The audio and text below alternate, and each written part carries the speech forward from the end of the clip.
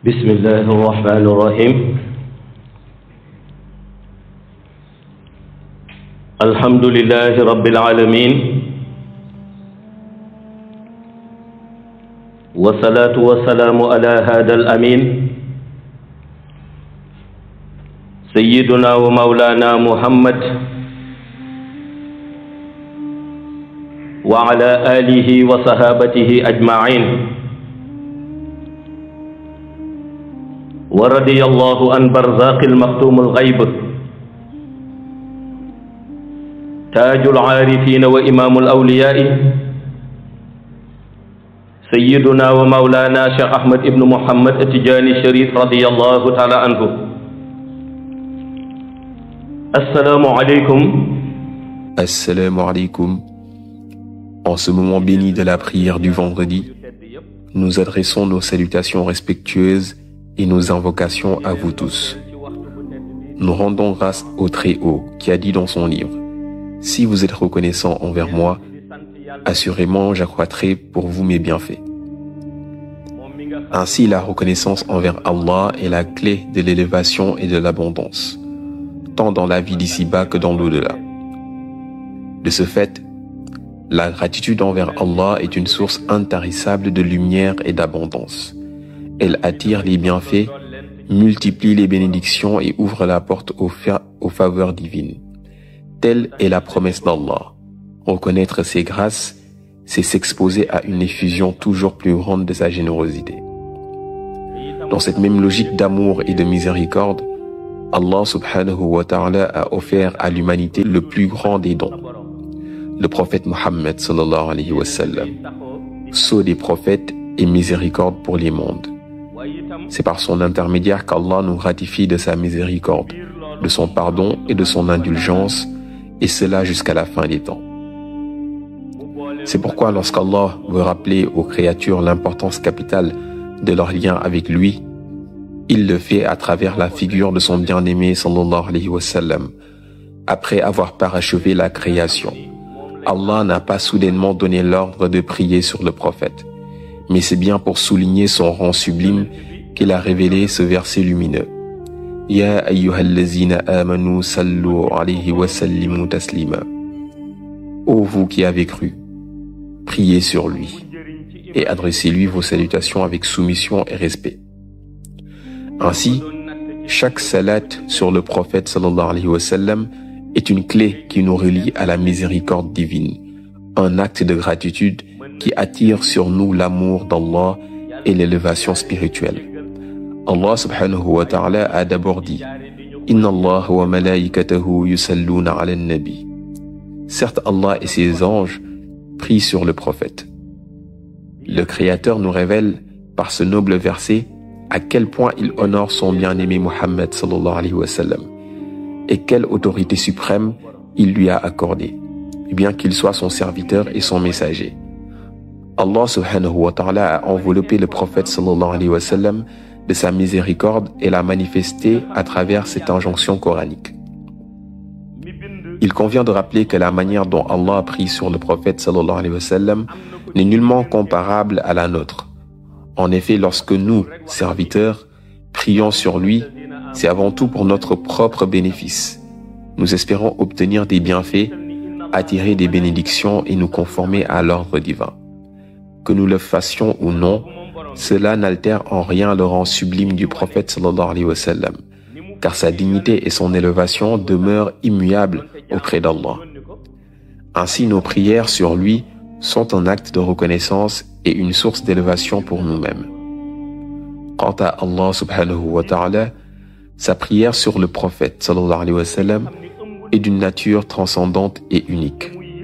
Elle instaure un climat de miséricorde, de lumière et de proximité entre le Créateur et sa créature. C'est là un secret immense qui témoigne de l'amour divin pour Muhammad sallallahu alayhi wa sallam et de l'amour qu'il veut faire descendre sur ceux qui suivent son chemin. C'est pourquoi Allah dit: Wa ma arsalnaka illa rahmatan lil alamin. Et nous ne t'avons envoyé que comme une miséricorde pour les mondes. La mission du prophète Muhammad sallallahu alayhi wa sallam repose entièrement sur la miséricorde, la compassion et la guidance divine. Elle ne s'adresse pas uniquement aux musulmans, mais s'étend à l'ensemble de l'humanité et même à toute la création visible et invisible. C'est pourquoi chaque croyant doit méditer profondément et réaliser que la venue du prophète sallallahu alayhi wa sallam et sa mission universelle constituent en elles-mêmes une preuve éclatante de la miséricorde divine envers la communauté de Muhammad sallallahu alayhi wa sallam. Allah, dans son infinie sagesse, l'a envoyé comme lumière pour combler nos manquements, car chaque faiblesse du serviteur trouve son parachèvement à travers le prophète sallallahu alayhi wa sallam. En effet, tous les hommes recherchent la miséricorde d'Allah. Nul ne peut subsister sans elle. Même si un serviteur consacrait 100 années entières à l'adoration, s'il mettait dans la balance ses actes d'obéissance et ses péchés, il constaterait que seule la miséricorde d'Allah peut combler ses insuffisances. C'est pourquoi le recours au prophète sallallahu alayhi wa sallam en tant qu'intermédiaire choisi et honoré par Allah devient une nécessité spirituelle. Le prophète sallallahu alayhi wa sallam est donc le miroir par lequel nous contemplons la miséricorde divine et le chemin par lequel nous espérons atteindre son pardon. C'est pourquoi un sage disait: même si l'on reconnaît que de grands hommes furent d'excellents adorateurs d'Allah subhanahu wa ta'ala durant leur vie terrestre, il faut méditer sur une réalité essentielle. Supposons qu'une personne vive 100 années entières dans l'adoration d'Allah. Lorsque la mort survient, cette même personne demeurera peut-être plusieurs siècles dans sa tombe, attendant le jour du jugement. Or, ces années passées dans l'attente ne s'ajouteront pas à ses œuvres, car ces 100 années d'adoration sont déjà derrière elle, et sa plume est scellée. Ainsi, il ne lui reste plus d'actes à présenter. Dans cette situation, que restera-t-il donc pour l'accompagner dans la tombe, au jour de la résurrection et jusqu'à l'entrée au paradis, si ce n'est la miséricorde d'Allah? Voilà pourquoi le serviteur doit se souvenir que ses propres œuvres, aussi nombreuses soient-elles, ne suffisent pas sans la clémence divine. C'est uniquement la miséricorde d'Allah Ta'ala qui l'élèvera, l'assistera et le couvrira jusqu'à l'éternité. Par ailleurs, il nous incombe de respecter scrupuleusement les recommandations d'Allah subhanahu wa ta'ala concernant l'islam. Car, inna dina indallahi l'islam. Certes, la religion auprès d'Allah, c'est l'islam. Ce verset signifie que la seule voie agréée par Allah pour parvenir au salut est l'islam. La soumission sincère et complète à lui. Depuis le message de tous les prophètes jusqu'à la révélation finale au prophète Muhammad sallallahu alayhi wa sallam. Dans la religion islamique, il existe différents degrés de cheminement spirituel. Le premier est celui de musulman, qui pratique les actes d'adoration prescrits tels que la prière, le jeûne et d'autres obligations. Mais il existe un degré plus élevé, c'est celui de mu'min, le croyant, animé d'une foi profonde et sincère. En effet, un musulman peut accomplir la prière simplement en suivant la masse, par habitude ou par imitation des autres. Tandis que le croyant véritable prie parce qu'il sait qu'il en a le devoir devant Allah subhanahu wa ta'ala et qu'il prend comme modèle et référence le prophète Muhammad sallallahu alayhi wa sallam, avec ses nobles qualités et son exemplarité parfaite. Ainsi, le cheminement ne s'arrête pas au simple fait d'être musulman. Il faut aspirer à atteindre le rang de véritable croyant, où la pratique devient conviction et où l'obéissance aux recommandations divines est illuminée par la sincérité et la conscience d'Allah.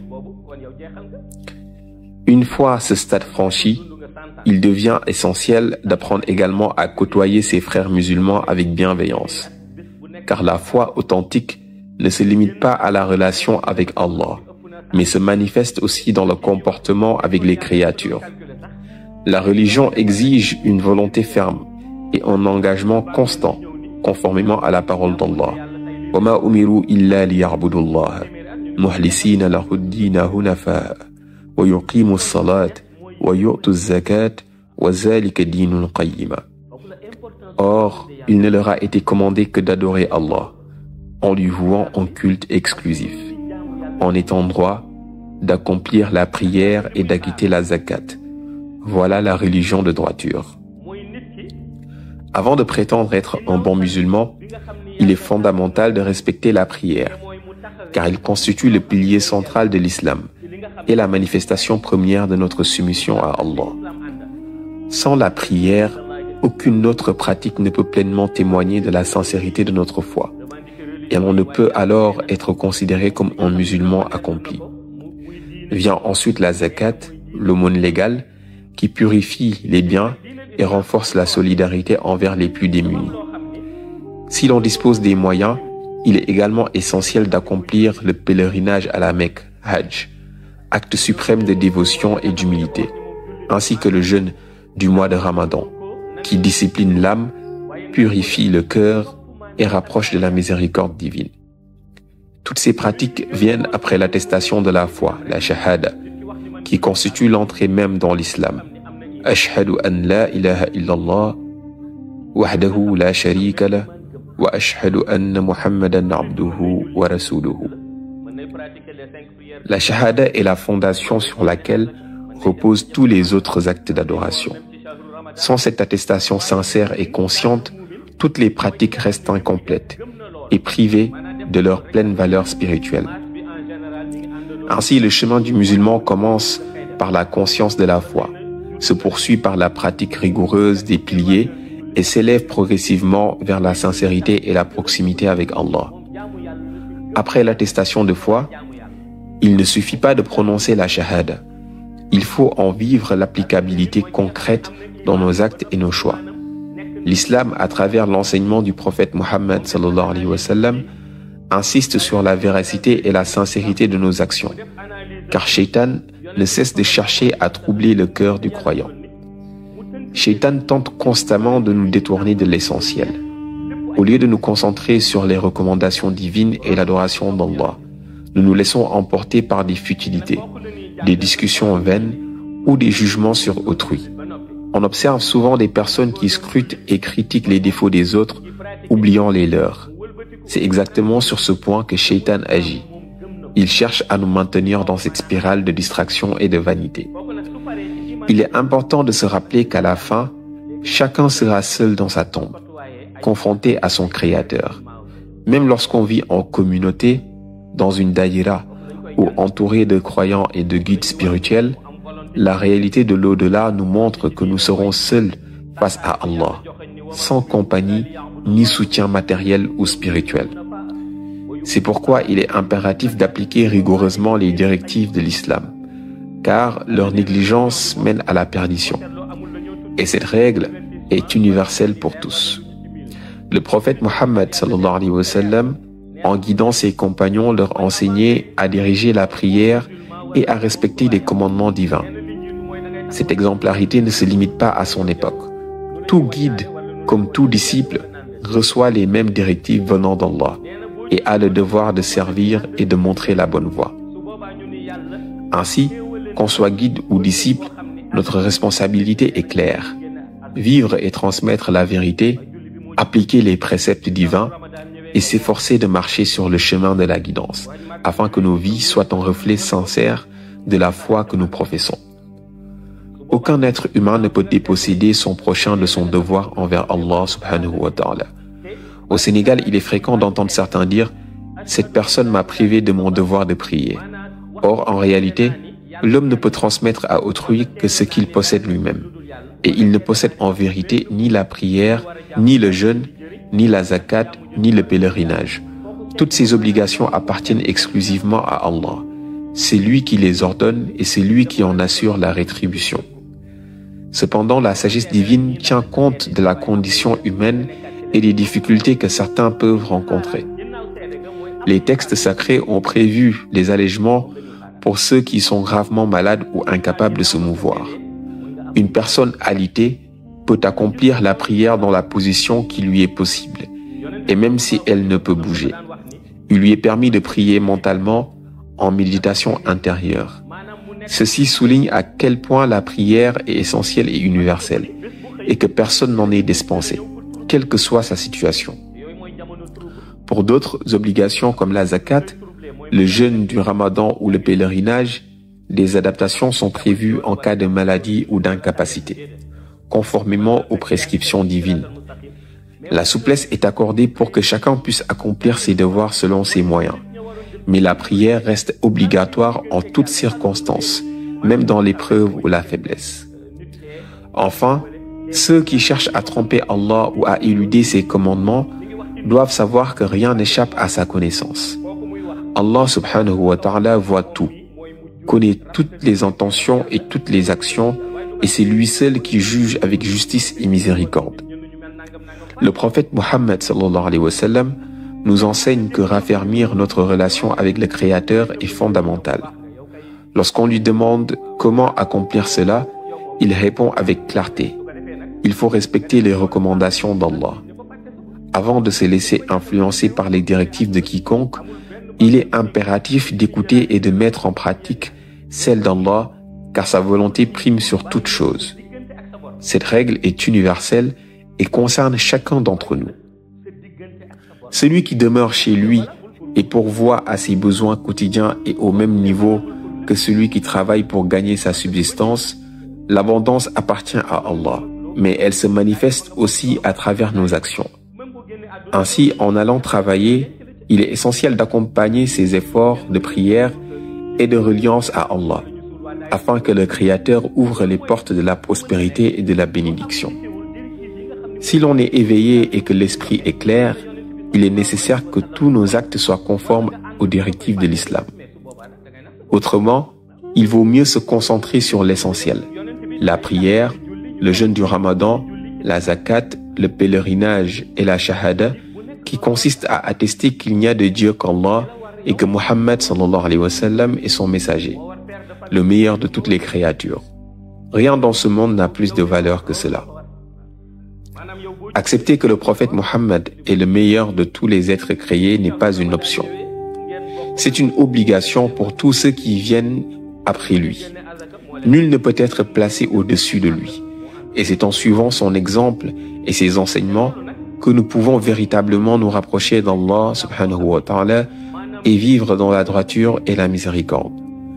L'intelligence et la sagesse du prophète Muhammad sallallahu alayhi wa sallam nous ont guidés vers le chemin d'Allah, éclairant notre route et nous permettant de distinguer le bien du mal, le vrai de l'illusion. Sa compréhension profonde des cœurs humains et des lois divines en fait un guide parfait pour l'humanité, capable de conduire chacun vers la lumière de la foi. En termes de qualité morale et spirituelle, le prophète sallallahu alayhi wa sallam dépasse largement la moyenne. Allah subhanahu wa ta'ala lui-même le décrit dans le noble Coran. Wa innaka la'ala khuluqin azim. Et tu es certes, ô Muhammad, d'un caractère sublime. Ce verset souligne que son caractère et sa moralité étaient d'une grandeur exceptionnelle, exemplaire pour toute l'humanité. La patience, la justice, la miséricorde, la sincérité et la bienveillance qui l'animaient constituent un modèle universel. C'est par son comportement impeccable, sa sagesse et sa conduite irréprochable que nous pouvons comprendre l'essence même de la guidance divine et aspirer à la refléter dans nos vies. Nous sommes donc tenus de prendre le prophète Muhammad sallallahu alayhi wa sallam comme référence, car ses enseignements et son comportement constituent pour nous un modèle parfait. Chaque aspect de sa vie, chaque parole, chaque geste devient une source de motivation et d'inspiration pour orienter nos propres actions vers le bien et la droiture. Tenter de bénéficier de la lumière et des mérites du prophète sallallahu alayhi wa sallam est primordial pour tout croyant, car cela consolide notre relation avec Allah et renforce notre foi. Cette relation intime avec le Créateur se manifeste notamment par l'obéissance à ses directives concernant le prophète. Allah subhanahu wa ta'ala nous commande dans le noble Coran. Ya ayyuhallazina amanu sallu alayhi wa sallimu taslima. Ô vous qui avez cru, priez sur lui et adressez-lui vos salutations avec soumission et respect. Par cette injonction, Allah nous rappelle l'importance de reconnaître la grandeur du prophète, de glorifier sa mission et de nous relier à lui par le respect, l'amour et la prière. C'est un acte qui fortifie notre foi, purifie notre cœur et nous rapproche de la miséricorde divine. En suivant cet enseignement, le croyant affirme sa loyauté envers Allah et son engagement sincère à marcher sur le chemin de la guidance. Faire de notre mieux dans ce sens, c'est-à-dire suivre le chemin tracé par Allah et le prophète Mohammed avec sincérité et persévérance, constitue la véritable définition de notre engagement dans la religion islamique. Il ne s'agit pas seulement de paroles ou de croyances superficielles, mais d'une pratique consciente et d'un effort constant pour aligner nos vies sur les préceptes divins. Il est fréquent d'entendre chez les Ahlul Kitab, les gens du livre, qu'ils prétendent posséder déjà une religion. Cependant, Allah subhanahu wa ta'ala nous rappelle avec fermeté dans le Coran « Inna dina indallahi l'islam ». Certes, la religion acceptée auprès d'Allah, c'est l'islam. Cette parole divine souligne que la seule voie réellement agréée par Allah est l'islam, et que toute autre prétention à la foi doit être comprise à la lumière de cette vérité. Notre engagement religieux ne consiste donc pas à se contenter d'une appartenance ou d'un héritage culturel. Il consiste à vivre pleinement selon la guidance de l'islam, à incarner ses valeurs dans nos pensées, nos paroles et nos actes, et à orienter notre existence vers l'adoration sincère d'Allah. Ainsi, être un croyant authentique signifie mettre en pratique les enseignements de l'islam dans chaque aspect de notre vie, en recherchant à chaque instant la satisfaction d'Allah et en suivant l'exemple du prophète sallallahu alayhi wa sallam. Toutes les révélations antérieures, la Torah, l'Évangile et les autres livres envoyés par Allah appelaient à l'islam, c'est-à-dire à la soumission totale à Allah. Cependant, le message final, complet et universel, est celui transmis par le prophète Mohammed sallallahu alayhi wa sallam. Cela montre que la vraie religion agréée par Allah depuis toujours et pour toujours est l'islam, et qu'elle représente la voie du salut pour toute l'humanité. Le véritable problème de ceux qui refusent la guidance divine réside dans le rejet du prophète Mohammed sallallahu alayhi wa sallam. Or, il faut savoir que tous les prophètes, sans exception, ont témoigné de la grandeur du prophète et de sa mission.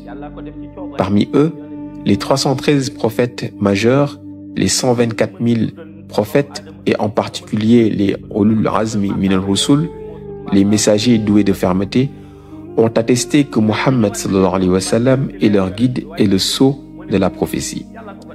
Le prophète Mohammed sallallahu alayhi wa sallam a lui-même enduré de nombreux obstacles et épreuves durant sa mission.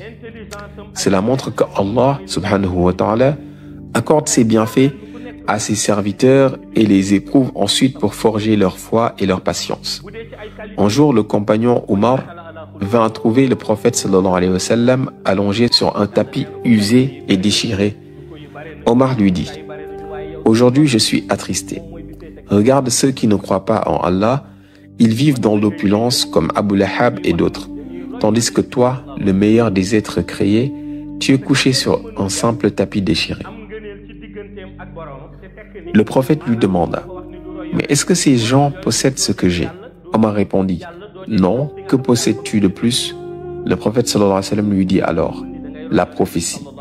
Et si cette prophétie était mise sur le marché, pourrait-il l'acheter ?» Omar répondit: « Non, il ne le pourrait pas. » Le prophète sallallahu alayhi wa sallam conclut: « Voilà pourquoi sur mon tapis déchiré, je possède quelque chose qui vaut plus que tout ce qu'ils ont. Et Allah Ta'ala les a peut-être égarés par leur richesse, car la richesse n'est pas un signe de faveur divine. Posséder beaucoup d'argent ne signifie pas que l'on est béni par Allah, ni que l'on est meilleur qu'autrui. Ainsi, lorsqu'on parle de la richesse d'une personne, il est essentiel de se demander où mène cette richesse. Certains sont perdus à cause de leur opulence, car elle les détourne de la justice et de la foi. Ils abusent, oppriment les autres et subissent la colère d'Allah subhanahu wa ta'ala. D'autres, en revanche, peuvent être pauvres et malgré leurs épreuves, Allah subhanahu wa ta'ala préserve leur foi et les guide vers le paradis. Car seul Allah sait ce qui est réellement bénéfique pour son serviteur. Cette leçon profonde nous rappelle que la vraie valeur d'une personne se mesure à sa foi et à sa proximité avec Allah, et non à ses possessions matérielles. La richesse n'est qu'un test, et la foi demeure le trésor véritable. C'est pourquoi les sages, dans leurs prières et leurs méditations, disaient souvent: « Ô Allah, accorde-moi ce qui est réellement bon pour moi. si cela est bénéfique pour mon âme et mon cœur, ou accorde-nous ce qui est bien pour nous.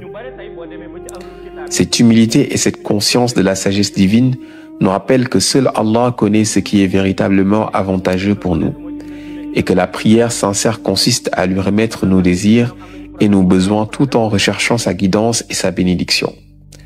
Qu'Allah continue de nous arroser de la lumière du prophète Mohammed sallallahu alayhi wa sallam, afin que nos cœurs s'illuminent de sa sagesse et de sa miséricorde, qu'il nous permette de marcher sur son chemin avec fidélité à jamais, en veillant sur notre conduite extérieure comme sur notre monde intérieur. Qu'il nous accorde de vivre en harmonie dans le zahir et le batin, dans ce qui se voit et dans ce qui est caché, jusqu'au plus haut des degrés, jusqu'au illiyin, ces rangs célestes réservés aux vertueux. Assalamu alaikum wa rahmatullahi ta'ala wa barakatuhu. kon nag yàlla nañu yàlla yàgg yiir ci leeru yonent bi sallallahu alayhi wa sallam, dimbali ñu ñuy yàgg di ànd ak moom waaye di topp ci ay tànkam, mu may nu nuy dund ak moom ci dundu zahir ak dundu baatin, may nu nuy dund ak moom dundu abadan ba biir illiyin. Assalamu alaikum wa rahmatullahi ta'ala wa barakatuhu.